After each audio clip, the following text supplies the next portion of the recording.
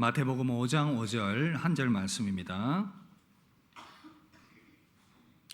우리 함께 짧은 말씀이기 때문에 한 목소리 읽겠습니다. 시작. 온유한 자는 복이 있나니 그들이 땅을 기업으로 받을 것이며. 아멘. 할렐루야. 우리 옆 사람에게 한번 인사하고 한 번 더 격려했으면 좋겠습니다. 이렇게 인사합시다.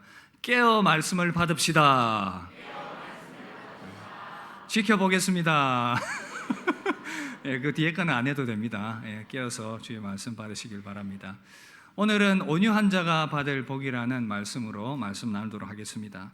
오늘날 사회는 적자 생존의 원리, 정글과 같은 그러한 경쟁이 작용하는 시대입니다. 강자가 살아남는 시대이죠. 그래서 사람들은 강자를 동경하고 이 강자를 원합니다. 강자가 되기를 원하지요. 그래서인지 니체라는 철학자는 외쳤습니다. 그의 책에서 신은 죽었다고요. 신은 죽었기 때문에 우리는 신을 의지하는 그런 나약한 존재로 살아가서는 안 된다. 그렇게 신을 의지하는 그 나약한 존재, 우리는 그래서 신을 죽이고 슈퍼맨으로 살아가야 된다. 인간이 스스로 주인이 되어야 된다. 그렇게 인간이 스스로가 강자로서 초인으로서 그렇게 의지하지 않고 살아가야 되는 존재라고 주장을 하고 노래를 불렀습니다. 여러분, 그러나 생각해 보면 인간이 그렇게 강한 존재인가? 우리는 코로나를 지나면서 우리가 얼마나 연약한 존재인가를 경험했습니다. 조그마한 바이러스에 견뎌내지 못하고 돌아가시는 분들도 많았고, 그로 인해서 우리 모두가 다 고생하지 않았습니까? 우리가 예방주사 맞지 않았고 관리하지 않았다면 우리 또한 목숨이 위태로울 수밖에 없었던, 우리는 연약한 존재일 수밖에 없다는 것입니다. 초인과 또 강자됨을 노래했던 이 니체는 어떠했습니까? 그는 나이가 35세가 되던 해에 자기의 그 바젤 대학에서의 가르치는 일에서 몸이 안 좋아서 퇴직을 하게 되었고, 그 이후에 약 10년 뒤에 정신병원에 입원을 하게 되었습니다. 정신병원에 입원해서 여러 세월 동안 치료받고 고통당하다가 그렇게 그는 죽음을 맞이할 수밖에 없었습니다. 스스로 초인이라고 노래하며 강자라고 외쳤지만 정작 강자라고 외친 그 자신도 그렇게 연약한 존재로 죽음을 맞이할 수밖에 없었다는 것입니다. 여러분, 이 강함이란 내가 강하다고 외치고 소리친다고 해서 되는 것이 아니지요. 여러분, 부드러운 가운데 강함이 있다는 것을 아십니까? 광물 중에 제일 튼튼한 광물은 제가 아는 지식으로는 다이아몬드라고 합니다. 그래서 이제 이 다이아몬드를 가지고 금속을 자르는 칼이나 유리를 자르는 칼로서 사용을 합니다. 강한 광석이죠. 그러나 여러분, 이 다이아몬드보다 더 강한 물질이 있다는 것 아십니까? 놀랍게도 그것은 물입니다. 여러분, 물이 좁은 공간을 통과하면서 뿜어져 나갈 때에 그 강함이 다이아몬드를 자릅니다. 물로 만들어진 그 칼이 다이아몬드를 자르더라고요. 가장 부드러운 물이지만 이렇게 가장 강한 물질로 가장 부드러운 것이 가장 강한 것으로 바뀌어질 수 있다는 것을 우리에게 알려주는 것 아니겠습니까? 여러분, 우리는 하나님 나라 백성입니다. 그래서 하나님 나라 백성은 하나님 나라의 삶의 원리로 살아가는 것이죠. 우리는 이 땅을 내가 강합니다, 강자입니다 소리치며 살아가는 자가 아니라 그 하나님의 강함으로 살아가는 자인 줄 믿습니다. 오늘 말씀은 그래서 온유한 자가 강한 자라고 말씀하고 있어요. 하나님 나라의 백성은 온유한 자로서 그 온유함으로 살아가는 자가 바로 강한 자이고 그 온유한 자가 바로 복된 자다, 그렇게 말씀하고 있습니다. 오늘 우리가 읽었던 이 말씀, 온유한 자는 복이 있나니 그들이 땅을 기업으로 받을 것이며, 그래서 하나님 나라 백성은 자기의 강함을 자랑하는 자가 아니라 하나님의 백성답게 온유함으로 살아가는 자다. 그래서 오늘 저와 여러분들은 이 온유함이 무엇을 말하는지, 그리고 이 온유한 자가 받게 되는 복이 무엇인지를 함께 말씀을 통해 보면서 도전받고 은혜받고 결단하게 되는 그런 복된 시간 되기를 주의 이름으로 축복합니다. 여러분, 그렇다면 이 온유한 자란 도대체 무엇이겠습니까? 여러분들에게 묻습니다. 온유한 자라고 말하면 어떤 사람이 머릿속에 딱 떠오릅니까? 이 온유한 자는 유약한 자, 겁이 많은 자, 모든 것들을 무조건 다 양보하고 무조건 다 그렇게 굽신거리는 자, 그런 자로 생각합니다. 그래서 우리 머릿속에는 이 유약한 자가 온유한 자다라는 그런 이 잘못된 고정관념을 머릿속에 가지고 있습니다. 그래서 선천적으로 유약한 자가 온유한 자다. 그러나 여러분, 그런 모습으로 나타나긴 하지만 성경이 말하는 온유한 자는 그렇게 선천적인 연약하고 유약한 자를 말하는 것이 아닙니다. 이 온유하다라고 사용된 이 원어는 프라우스인데, 헬라어로 이 단어는 야생마를 길들인, 그래서 이 야생 동물을 길들인 그 상태를 말할 때 사용이 되었다, 그 말입니다. 그래서 이 야생마와 같은 거친 말을 준마로 만들어 사용하는 것. 그래서 이 길들여지게 되면 가정의 그 일을 위해서 사용할 수가 있고, 경주마로도 사용할 수 있고, 전쟁을 위한 말로도 그런 동물로도 사용을 할 수 있게 된다는 것입니다. 그래서 여러분, 성경에 말하고 있는 오늘 여기서 온유한 자는 이렇게 길들여진 자를 말하는 것입니다. 성경 우리 이 말씀과 또 연결을 해본다면, 그래서 온유한 자란 하나님에 의해서 길들여진 자를 말합니다. 하나님에 의해 길들여진 자. 함께 따라합시다. 하나님에 의해 길들여진 자. 그 사람이 가지고 있는 내면이 바로 이 온유함이라는 것입니다. 하나님 앞에 낮아져서 인생의 모든 문제들을 하나님을 의지하며 하나님께 맡길 수 있고, 하나님을 바라보면서 하나님과 동행하며 하나님의 처분에 맡기며 살아갈 수 있는 자, 이 자가 바로 온유한 자라고 말씀하고 있습니다. 우리는 이 온유한 자에 대해서 성경을 통해서 몇 가지 인물들을 통해서 확인을 해볼 수가 있습니다. 먼저는 모세를 한번 소개해 보려고 합니다. 여러분, 모세 잘 아시죠? 모세는 원래 출애굽기 보면 굉장히 거친 사람이었습니다. 애굽의 왕자로 그가 태어났고, 그 성장 과정 가운데서 히브리 사람이기 때문에 당시 애굽의 압제하에 노예로 있었던 그 히브리 자기 민족들, 그 사람 중에 한 명이 고통당하고 매맞고 압제당하는 모습을 보았습니다. 이것을 본 모세의 내면에는 의로운 분노가 일어났습니다. 그리고는 그렇게 괴롭히는 그 애굽 사람을 쳐서 때려 죽이게 됩니다. 굉장히 거칠고 굉장히 통제되지 않는 그러한 모습이었다라는 것입니다. 그런데 그가 40년의 세월을 광야에서 보내게 됩니다. 이렇게 죽인 일이 탄로가 나서 모세는 광야로 도망을 합니다. 하나님께서 그곳에서 40년 동안 그를 훈련시키셨어요. 그의 성품과 혈기를 죽이며 하나님을 바라볼 수 있는 그런 겸손한 마음의 자세를 훈련시키셨습니다. 여러분, 그래서 이후에 모세가 훈련되고 단련되고 난 이후에 그 백성을 이끄는 그 모습 가운데 나타난 그 온유함이 너무나도 아름다웠기 때문에 민수기 12장 3절은 이렇게 묘사를 합니다. 이 사람 모세는 온유함이 지면의 모든 사람보다 더하더라. 여러분, 이 모세의 온유함이 지면의 모든 사람보다 더하더라. 히브리어로 사용된 이 원어 온유하다라는 의미가 또 아나브라는 단어가 사용이 되었습니다. 그런데 여러분, 이 히브리어가 헬라어로 전체가 구약부터 번역이 된 성경이 있는데 70인역입니다. 주님 오시기 전 얼마 전에 번역이 되었는데, 이 헬라어 이 70인역에 보면 이 부분을 번역을 할 때에 이 아나브를 바로 이 프라우스, 헬라어 오늘 읽었던 그 원어로 사용이 되었다는 것입니다. 그래서 모세가 하나님에 의해 길들여진 그 성품을 표현할 때 이 온유함이 사용이 되었는데, 모세의 온유함이 어떻게 나타났습니까? 민수기 12장 이 문맥의 배경 가운데 살펴보면 이런 내용입니다. 모세가 참 어려움 당하지 않았습니까? 그 백성들이 광야에서 물이 없다, 먹을 것이 없다, 많은 불평들을 모세에게 쏟아내었습니다. 모세가 그 불평들 다 받으며 참 힘들었습니다. 비난도 많이 받았습니다. 그런데 지금 민수기 12장 이 배경에서는 모세의 형인 아론과 누이 미리암이 모세를 막 정죄를 하는데, 너가 어떻게 해서 구스 여인을 아내로 맞이할 수 있느냐, 이것 때문에 문제를 삼고 막 힘들게 만드는 것입니다. 그래서 모세는 이 상황 가운데에서 참 분이 났습니다. 화가 났습니다. 억울했습니다. 그러나 이것을 그 사람들을 향해 쏟아내지 않고 겸손히 하나님께 그 문제를 가지고 나아갑니다. 그리고 하나님께 간절히 기도합니다. 하나님, 나를 불쌍히 여겨 주옵소서. 지금 모세가 난처하게 되고 곤란하게 된 이 상황이 바로 이 아나브, 바로 이 프라우스의 상태입니다. 낮고 낮아진 그 겸손한 상태. 그는 그러나 하나님께 맡겨드리며 이 불쌍한 처지 가운데서 하나님의 얼굴을 구합니다. 그럴 때 하나님께서 이 모든 문제들을 해결해 가십니다. 어떤 방식으로요? 이 모세를 대항했던 이 아론과 미리암에게 하나님께서 이 나병이 일어나게 하셨습니다. 하얗게 문둥병이 일어나게 하셨고, 이것을 이것을 보고 충격을 받게 되지요. 모세는 그러나 그 가운데에서 이들의 치유를 위해서 기도를 합니다.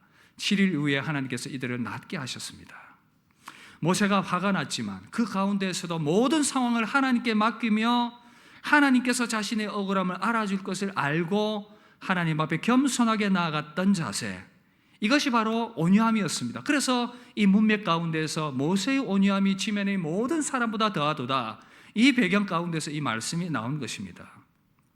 여러분, 이처럼 온유함이란 외부로부터 닥치는 이 압박과 억압과 고난에 대해서 거칠게 반발하거나 인간적인 방법으로 이것을 해결하려고 그렇게 결사적으로 대항하는 것이 아니라 상대방에 대해서 미움과 복수심에 대해서 벗어나 모든 것을 하나님께 맡기고 영적인 평정을 유지하는 상태, 이것이 바로 온유함이라는 것입니다. 그래서 겉으로는 무기력해 보이지만 하나님을 향한 굳은 신뢰가 있기 때문에 결코 요동하지 않고 그 내면이 견고하게 일관성 있는 외유내강의 사람이 바로 이 온유함의 사람인 것입니다. 이것이 바로 온유인 것입니다. 사랑하는 성도 여러분, 하나님은 이런 자를 사용하시는 줄 믿으시길 바랍니다. 하나님은 이런 자를 다듬으셔서 사용하십니다. 하나님은 이런 자를 귀하게 여기십니다. 하나님께서 그래서 모세를 향해서 나의 종 모세라고 말씀하십니다. 나의 집을 맡았다. 12장 7절, 내 종 모세와는 그렇지 아니하니 그는 내 온 집에 충성하였음이라. 사랑하는 성도 여러분, 하나님을 신뢰하면서 하나님께 모든 것을 맡기며 온유함 가운데 거하게 되길 주의 이름으로 축복합니다. 그런가 하면 여러분, 예수님의 온유함은 어떠합니까? 예수님은 온유의 대표 명사이지 않습니까? 그런데 여러분, 예수님 당시에 시대적 분위기는 메시아를 기다리는 사람들, 그 내면은 이 거침과 그 강함, 그것이 평안을 가져오고 그것이 좋은 것을 가져온다고 믿었기 때문에 우리는 총칼로 하나님의 나라 메시아 왕국을 이루어야 된다, 그런 주장을 했습니다. 여러분, 제가 이전에도 말씀드렸지만 이 말라기와 마태복음 종이 한 장, 그 간격은 400년의 간격이 있다고요.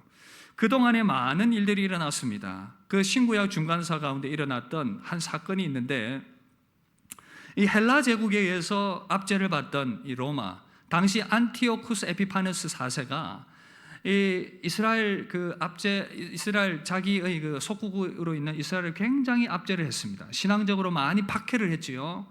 그래서 성전에 이 가증한 물건들을 갖다 놓고 돼지고기를 갖다 놓고 또 돼지고기를 먹이기도 하고 성전을 모독하는 온갖 행위들이 다 일어났습니다. 참고 참던 유대인들은 도저히 참을 수 없다고 하며 반역을 일으키죠. 이것이 마카비 혁명입니다. 마카비를 비롯한 많은 유대인들이 함께 힘을 모아서 우리가 도저히 이것은 참을 수 없다, 그래서 반항하자.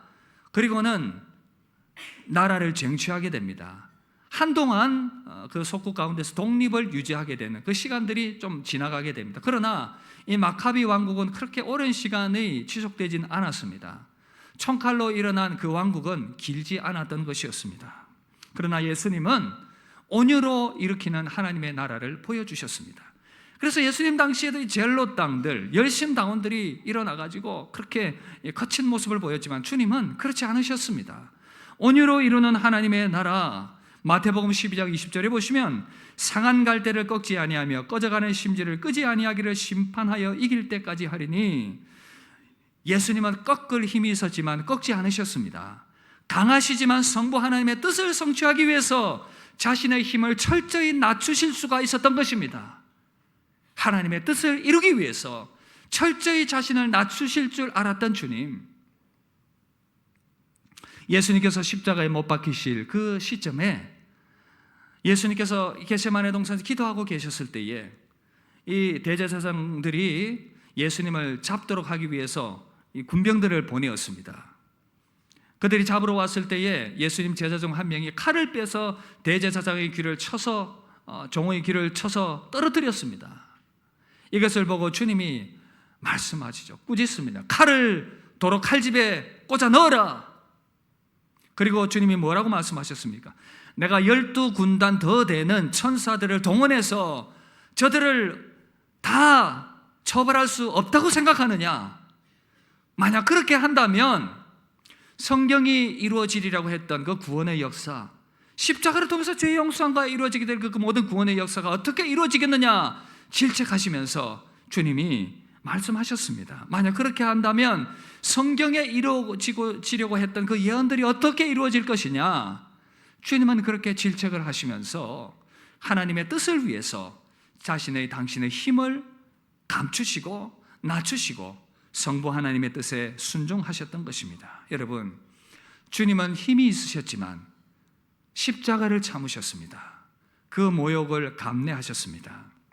그렇게 감내하실 만큼 용기가 있으셨습니다. 하나님의 뜻을 이루는 그 온유함의 강함인 것입니다. 그러나 여러분, 때로는 우리 주님께서 불의와 말씀에 잘못된 그것을 향해서는 강하게 질책하며 꾸짖기도 하셨습니다. 성전이 장사판으로 바뀌어지게 되자 그 장사판을 엎으시면서 채찍으로 내리치시면서 그들을 야단치셨습니다. 어떻게 감히 주의 전을 이렇게 장사하는 그 소굴로 만들 수 있느냐고. 그런가 하면 지옥의 길로 인도하는 이 바리새인과 서기관들을 향해서는 강하게 또한 질책하셨습니다. 독사의 자식들이라고 강하게 질책하셨습니다. 사랑하는 성도 여러분, 주님의 온유함을 본받게 되길 주의 이름으로 축복합니다. 주님의 온유함을 본받게 되길 주의 이름으로 축복합니다. 주님의 뜻을 이루기 위해서 한없이 낮아지실 수 있고 십자가 지실 수 있고 그 침뱉음과 모욕을 참으실 수 있는 주님의 온유함, 그런가 하면 진리를 위해서 담대하게 분연히 일어나실 수 있고 진리를 위해서 십자가의 순교의 자리까지 나아가실 수 있는 그 용기와 담대함, 그것을 우리가 본받아야 되겠습니다. 사랑하는 성도 여러분, 주님의 그 온유함을 본받게 되길 바랍니다. 하나님께 철저히 길들여지고 그분의 뜻에 순종하며 그분의 뜻에 맡겨드릴 수 있는 그 온유함, 저와 여러분들이 그 온유함을 소유할 수 있게 되기를 바랍니다. 근데 여러분, 저와 여러분들의 현실을 돌아보게 됩니다. 우리는 얼마나 온유하지 못한 모습으로 이 땅을 살아가고 있습니까? 얼마나 독하게 살아갑니까?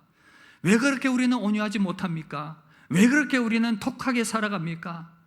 내가 내 인생 책임져야 된다고 생각하기 때문에, 내가 내 분깃을 지켜야 된다고 생각하기 때문에, 내가 내 소유를 붙들어야 된다고 생각하기 때문에, 그래서 하나님 의지하고 신뢰하기보다는 내 힘과 내 능력으로 내 것을 차지해야 하고, 그래서 놓치면 불안하니까 그렇게 내 것을 지키기 위해서 움켜집니다. 그 가운데서 인간적인 냄새가 납니다. 그 가운데서 분쟁이 일어납니다. 자기 것에 집착하게 될 때에 온유함은 사라지게 되고 우리 안에 표독한 모습만 남게 됩니다. 여러분, 사단이 이 악을 충동질합니다. 여러분 아십니까? 요한계시록 6장 2절에 보시면 예수님을 흉내내는 흰말을 탄 자가 등장합니다. 이에 내가 보니 흰말이 있는데 그 탄 자가 활을 가졌고 면류관을 받고 나아가서 이기고 또 이기려고 하더라. 흰말은 예수님의 그 모습을 흉내내는 것인데 이 악한 말이 나가서 이기고 또 이기려고 하더라. 사단이 끊임없이 개인과 개인을 분쟁하게 만듭니다. 집단과 집단을 분쟁하게 만듭니다. 나라가 나라를 싸워 분쟁하게 만듭니다. 이기고 또 이겨야 하기 때문에, 내 것을 쟁취해야 하기 때문에 끊임없이 충동질하여 싸우며 나아갑니다. 여기에 충동질 받은 개인과 가정과 교회와 국가가 끊임없이 분쟁하며 싸우며 지금도 그렇게 피 흘리고 있지 않습니까? 사람들의 악함이 이 사단의 충동질 가운데서 나옵니다. 하나님의 나라가 아닌 내 나라를 이루어야 하기 때문에 끊임없이 그 충동질 가운데 이용당하면서 싸우고 분쟁하며 다투며 나아가는 것입니다. 가정 안에서도 어떻게 그렇게 남편과 아내와 자녀들과 서로 간에 그렇게 다툼과 분쟁이 일어납니까? 내 것이라고 생각하기 때문에, 내 소유라고 생각하기 때문에, 자녀들이 내 소유고 부모가 내 소유고 가진 것이 내 소유고 그게 소유라고 생각하기 때문에 서로를 향해 여유가 없습니다. 서로를 향해 온유하지 못합니다. 가정 안에서 일어나고 있는 모습 아닙니까? 교회는 어떻습니까? 교회 안에서 자기 자리를 차지하려고 하고 내 것이라고 생각하기 때문에 주님의 교회임에도 불구하고 내 교회라고 생각하기 때문에 끊임없이 우리 안에 분쟁이 일어납니다. 여러분, 혹시 내 안에 그런 마음이 있다면 우리는 그 끊임없는 분쟁과 다툼 가운데 휘말릴 수밖에 없습니다. 그럴 일이 없겠지만, 여러분, 담임 목사님 제가 성북교회는 제 교회입니다 라고 말하고 막 그렇게 행동한다면 얼마나 정신없이 행동하겠습니까? 제정신이 아니겠죠, 제가. 그러면 얘기하십시오. 목사님, 지금 제정신 아닙니다. 얘기하십시오. 여러분, 우리 모두에게 적용해야 되지 않겠습니까? 주님의 교회를 내 교회라고 생각을 하고 집착하게 되면, 그 소유에 대한 강한 집착이 있으면 선한 청지기로서의 그 모습이 나타나지 않고 표독한 모습이 나타나고 끊임없는 분쟁 가운데 휩싸이게 된다는 것입니다. 여러분, 우리 모두가 온유한 자 되기를 소망합니다. 온유한 자 되기를 소망합니다. 하나님 나라 백성의 삶의 방식이 바로 이 온유입니다. 어떻게 온유한 자 될 수 있겠습니까? 우리는 주님의 모습을 닮아야 합니다. 빌립보서 2장 6절 8절 뭐라고 말씀합니까? 함께 읽읍시다. 너희 안에 이 마음을 품으라. 곧 그리스도 예수의 마음이니 동등됨을 여기지 아니하시고 오히려 자기를 비워 종의 형체를 가지사 사람들과 같이 되셨고 사람의 모양으로 나타나사 자기를 낮추시고 죽기까지 복종하셨으니 곧 십자가에 죽으심이라. 사랑하는 여러분, 온유의 왕이신 주님을 닮게 되길 바랍니다. 주님은 십자가 지시기 위해서 나귀를 타고 예루살렘 성에 입성하셨습니다. 주님은 그 낮고 낮은 십자가를 지셨습니다. 우리를 위하여서, 성부 하나님의 뜻을 이루기 위하여서 그 온유한 모습을 취하셨습니다. 여러분, 치욕을 당해도, 불의한 일을 당해도 십자가 지기까지 낮아지신 그 주님을 생각한다면, 주의 뜻을 위한 것이라면 그렇게 설 수 있는 모습. 그러나 성경적이지 않고 불의 가운데 있다면 그 가운데서 담대할 수 있는 것 또한 주님의 온유를 닮은 주님의 백성의 모습일 것입니다. 보복하고 복수하는 것이 아니라 진리를 위해서 담대할 줄 아는 자, 그 가운데서 온유할 줄 아는 자, 그 자가 바로 진정 강한 자인 줄 믿으시길 바랍니다. 그런 내면의 강함을 소유하게 되길 주의 이름으로 축복합니다. 여러분, 이 당위성 앞에서 그러나 우리 자신의 연약함은 무엇입니까? 내 안에 그런 모습이 없고 내 힘으로 그 말씀을 이룰 수 없기 때문에 또한 우리가 안타까운 것 아닙니까? 주님은 우리의 이 연약함을 또한 아시기 때문에 우리는 또한 주님이 보내신 하나님의 영이신, 그 주님의 영이신 성령님을 의지합니다. 사랑하는 여러분, 성령 충만한 자, 성령의 은혜가 있는 자가 온유한 자가 된다는 것을 믿으시길 주의 이름으로 축복합니다. 갈라디아서 5장 20절 이후로 뭐라고 말씀합니까? 오직 성령의 열매. 그래서 이 온유가 성령의 열매라고 말합니다. 사랑, 희락, 화평, 오래 참음, 자비, 양성, 충성, 온유, 절제. 내가 온유함이 없다면 성령의 은혜가 없다는 것이고, 성령의 은혜가 없기 때문에 내 안에 온유함이 없다는 것. 여러분, 그래서 성령의 은혜를 사모하시길 바랍니다. 이 시대의 안타까움이 무엇입니까? 하나님의 영의 그 역사와 은혜를 사모하지 않는다는 것입니다. 내가 살 만큼 살고 있고 나름 괜찮고 내가 굳이 주님 닮은 모습으로 살아갈 이유가 있는가? 그러나 여러분 기억하십시오. 하나님 나라 백성의 삶의 방식은 다릅니다. 다시 한 번 더 반복합니다. 하나님 나라 백성의 삶의 방식은 다릅니다. 하나님의 뜻대로, 하나님의 말씀대로 오늘 말씀처럼 온유함 가운데 살아가는 자가 바로 하나님 나라 백성의 삶의 방식입니다. 그러기 위해서는 성령 충만해야 하는데, 지난번에 말씀드렸던 것처럼 말씀은 이 자전거에 비유하자면 앞바퀴 방향을 잡는 것이라고 한다면, 성령은 자전거의 뒷바퀴, 우리 인생 믿음이 앞으로 나아가기 위해서 성령의 은혜와 힘이 뒤에서 받쳐줘야만이 우리는 우리 믿음의 삶 살아갈 수 있고 앞으로 전진해 나갈 수 있다는 사실입니다. 사랑하는 성도 여러분, 성령의 은혜로 말미암아 온유함이 여러분들 가운데 이루어지게 되기를 주의 이름으로 축복합니다. 그래야 우리는 온유함 가운데 나타나게 될 것입니다. 하나님의 영의 역사하심으로 말미암아 여러분 그 아름다운 온유를 이뤄갈 수 있기를 바랍니다. 그런 아름다운 모습으로 세워지기를 다시 한번 더 주의 이름으로 축복합니다. 여러분 온유함을 받는 자, 온유함으로 살아가는 자, 온유한 자가 어떻다 말합니까? 우리는 그 뒤에 나오고 있는 중요한 말씀을 또한 받아야 되겠습니다. 뭐라고 말씀하죠? 저희가 땅을 기업으로 받을 것이며 저희가 땅을 기업으로 받을 것이며 할렐루야. 하나님이 땅 주신다고 합니다. 여러분 땅 주신대요. 갑자기 눈이 번쩍 떠져야 되지 않습니까? 우리는 다 땅을 갖고 싶어요. 와, 하나님 땅 주십시오. 나도 땅이 필요합니다. 여러분 땅 주신다고 말씀합니다. 여러분 이 땅이 무엇일까요? 땅을 차지한다는 것이 무엇일까요? 뭐 실제적인 땅 뭐 그럴 수 있겠지만 우리 각자는 삶의 영역 가운데 땅을 나름대로 땅을 디디고 살아갑니다. 우리 가정과 직장과 사업터와 각 삶의 영역들, 가정과 모든 영역들이, 교회와 모든 영역들이 바로 이 땅인 것입니다. 그 영역들 가운데에서 하나님께서 주시는 그 분깃과 그 영역들을 차지하게 될 것이다. 하나님 우리에게 말씀해주고 있습니다. 시편 16편 6절을 보시면 내게 줄로 지어준 구역은 아름다운 곳에 있으며 나의 기업이 실로 아름답도다. 하나님을 의지하며 온유한 자는 바로 이 땅을 기업으로 자신의 영역 가운데서 입지를 세워가게 될 것이다 말씀하고 있습니다. 우리는 이 말씀의 원리를 성경의 두 인물들을 보면서 또 확인을 해보려고 하는데 먼저는 아브라함입니다. 오늘 말씀 준비하면서 아브라함의 모습이 생각이 났는데 여러분 생각해 보십시오. 아브라함이 참 이 롯과의 그 분쟁 가운데에서 어떤 모습을 보입니까? 아브라함과 롯이 하나님의 인도함을 따라 이 가나안 땅으로 갔을 때 하나님의 큰 복으로 그의 소유들이 많아지게 되었습니다. 그러다 보니 같이 이 가축들을 같은 이 지역에서 돌보고 양육하다 키우다 보니까 분쟁이 일어나는 것입니다. 목자들끼리. 그래서 아브라함이 롯에게 이야기합니다. 야, 우리 이렇게 싸우지 말고 내가 선택해라. 네가 우하면 나는 좌하고 내가 좌하면 나는 우하겠다. 아브라함은 롯에게 양보를 합니다. 롯은 자기가 보기 좋은 땅을, 그 요단 땅, 물이 많고 비옥한 그 땅을 선택하게 되죠. 아브라함도 그 탐나지 않았겠습니까? 그러나 롯에게 양보를 합니다. 아브라함은 그 가나안 땅에 남습니다. 아브라함이 이 믿음의 선택을 하게 된 이유가 무엇인지 아십니까? 그는 하나님을 알았기 때문입니다. 나의 분깃을 지켜주시는 하나님, 나의 몫을 챙겨주시는 하나님. 아브라함은 온유한 자였습니다.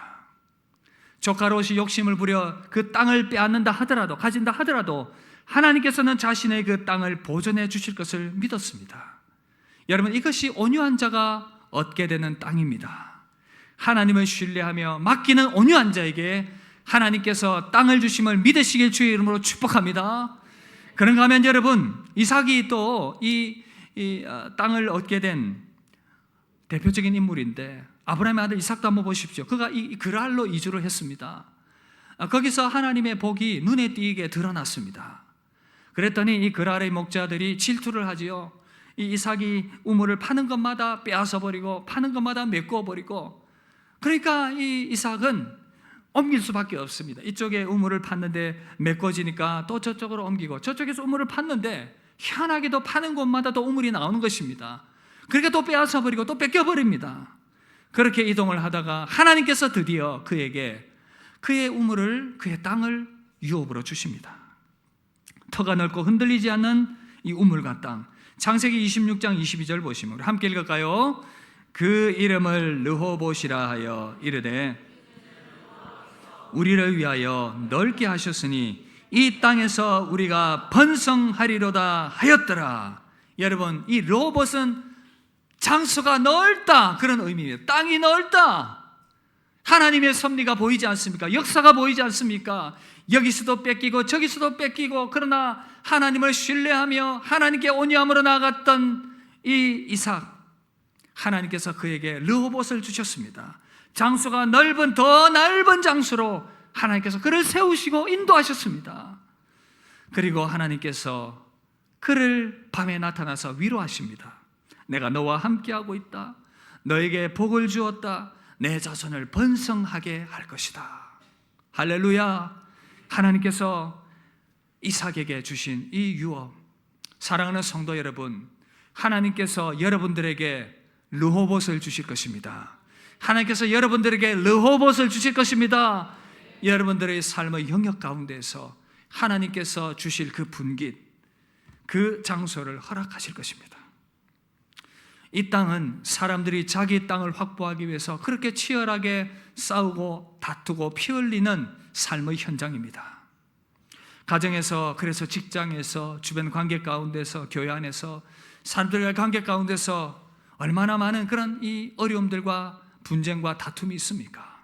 그러나 여러분, 온유한 자는 하나님을 신뢰합니다. 하나님을 의지합니다. 하나님께 맡깁니다. 이 사람이 땅을 얻습니다.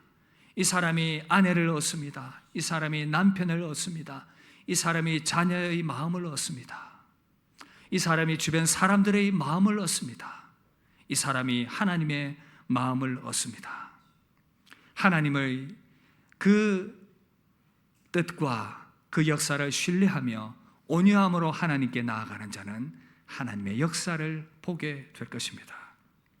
그리고 여러분, 결국 이 온유한 자가 이 땅 가운데서뿐 아니라 궁극적으로 얻게 되는 것은 하나님의 나라입니다. 하나님의 땅인 천국입니다. 하나님을 신뢰하는 자에게 주는 가장 큰 보상인 하나님의 나라인 하나님의 땅인 천국을 유업으로 얻게 될 줄 믿습니다. 그 나라를 보상으로 얻게 되는 것입니다.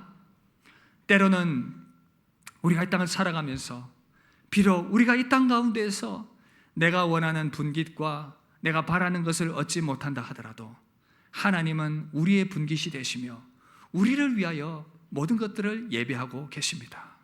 하나님을 신뢰하는 자, 물론 천국을 얻을 뿐 아니라 이 땅 가운데서도 여러분들의 삶의 분깃을 반드시 지켜주실 것입니다. 이 믿음으로 하나님을 신뢰하며 믿음으로 달려가시길 바랍니다. 이 땅에서 비록 부족하더라도 하나님이 여러분들의 분깃이 되실 것입니다. 얼마 전 종신대학교 교수로 있는 친구를 만났습니다. 오랜만에 친구를 만나니 참 반갑지 않습니까? 그런데 이 친구가 지금 일산에 살고 있는데 이제 4년의 기간이, 이사 기간이, 전세 기간이 다 돼가지고 집을 옮겨야 한다는 것입니다. 이제 전세집을 옮겨야 되는데 시간도 좀 지나고 했으니 이 전세 자금도 오르지 않았겠습니까? 그래서 또 대출을 받아야 되고 이런저런 시간들을 보내면서 마음이 그런 생각이 들었다고 합니다. 저에게 하소연하듯이 얘기하는데, 야 친구야, 내가 지금 나이가 지금 50이 이렇게 넘어가지고 내 이름으로 된 집도 하나 없다. 그러면서 서글퍼하는 모습을 보았습니다. 이해가 되었습니다. 저도 입장이 별로 다르지 않기 때문에. 그러나 여러분, 그 마음 가운데, 그 생각 가운데 저에게 주시는 마음이 있었습니다. 아브라함에게 주신 그 말씀이었죠. 아브라함아, 나는 너의 지극히 큰 상급이니라. 나는 너의 지극히 큰 상급이니라. 여러분, 아브라함이 하나님께서 가나안 땅 준다고 했으니 그것 좋아서 하나님 믿고 따랐겠습니까? 그건 보너스였겠죠. 하나님이 주실 그 유업, 영원한 나라인 천국과 하나님 그분이 유업이라는 것을, 기업이라는 것을 알았기 때문에 그는 믿음으로 하나님을 바라볼 수 있었습니다. 나 또한 그러했고요. 하나님께서 나의 기업이 되십니다. 하나님께서 나의 전부가 되십니다. 여러분, 때로는 우리가 이 땅 살면서 내가 가진 것 없는 것 같아서 서글픈 생각이 들 때도 있지만 하나님은 저와 여러분들의 기업이 되십니다. 이 땅에 가진 것 없는 것 같아도 하나님은 여러분들을 천국을 선물로 주셨습니다.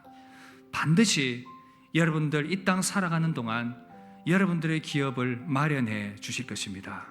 저는 그 하나님을 믿고 신뢰합니다. 저는 그 하나님을 온전히 믿습니다. 여러분들도 그 하나님을 믿고 신뢰하며 저와 여러분들의 기업이요 상급 되신 하나님과 함께 동행하며 온유한 자로 맡기며 믿음으로 살아가는 저와 여러분들 되시기를 주님의 이름으로 축복합니다. 말씀 준비하면서 그렇습니다. 하나님의 뜻을 따라 살아가는 인생 되기를 원합니다. 주님의 말씀 따라 살아가는 자, 말씀이 말씀하시면 가고 말씀이 멈추라고 하면 멈추는 인생, 그런 인생 살아가기를 원합니다. 그런 소원한 마음이 들어서 이 찬양 준비했는데 함께 찬양하고 기도하도록 하겠습니다. 주님 말씀하시면 내가 나가리라. 주님 뜻이 아니면 내가 멈춰서리다. 나의 가고 서는 것 주님 뜻에 있으니 오 주님 나를. 우리 한 번 더 고백합시다. 주님 말씀하시면, 주님 말씀하시면 내가 나가리다. 주님 뜻이 아니면 내가 멈춰서리다. 나의 가고 서는 것 주님 뜻에 있으니 오 주님 나를 이끌 뜻하신 그곳에, 뜻하신 그곳에 나 있기 원합니다. 이끄시는 대로 순종하며 살리니 연약한 내 영혼 통하여 일하소서. 주님 나라와 그 뜻을 위해 뜻하신 그곳에, 뜻하신 그곳에 나 있기 원합니다. 이끄시는 대로 순종하며 연약한 내 영혼 통하여 일하소서. 주님 나라와 그 뜻을 위하여 오 주님 나를 이끄소서. 사랑하는 성도 여러분, 주님이 말씀하십니다. 온유한 자는 복이 있나니 저희가 땅을 기업으로 받을 것이요. 말씀이 말씀하는 온유한 자는 하나님께 길들여진 온유입니다. 하나님의 뜻이면 내가 모든 것을 하겠습니다. 주의 뜻이니 주님께 순종하겠습니다. 어떤 상황 가운데에서도 오직 주의 말씀과 주의 뜻을 이루기 위하여 나의 모든 것들 가운데에서 참으로 주님께만 순종하길 원합니다. 그 분쟁의 상황 가운데서도 주를 바라보길 원합니다. 주님께 맡기며 온유한 자로 살아가길 원합니다. 그러나 진리 앞에서는 담대하길 또한 원합니다. 그렇게 온유한 자로 이 땅을 살아갈 때에 하나님께서 우리의 분깃을 마련해 주시고 하나님의 나라인 영원한 천국을 유업으로 주신다고 말씀하셨는데, 그 백성답게 살아가게 하여 주옵소서. 우리 표독하고 완악한 모습이 주님의 은혜 가운데에서, 주의 영의 은혜 가운데서 부드러워지게 하여 주옵시고 변화되어지게 하여 주시옵소서. 우리 한 목소리로 합심하여 한번 기도하며 온유함이 우리 가운데 이루어지기를 소원하기를 갈망하며 기도하며 나아가겠습니다. 하나님 아버지,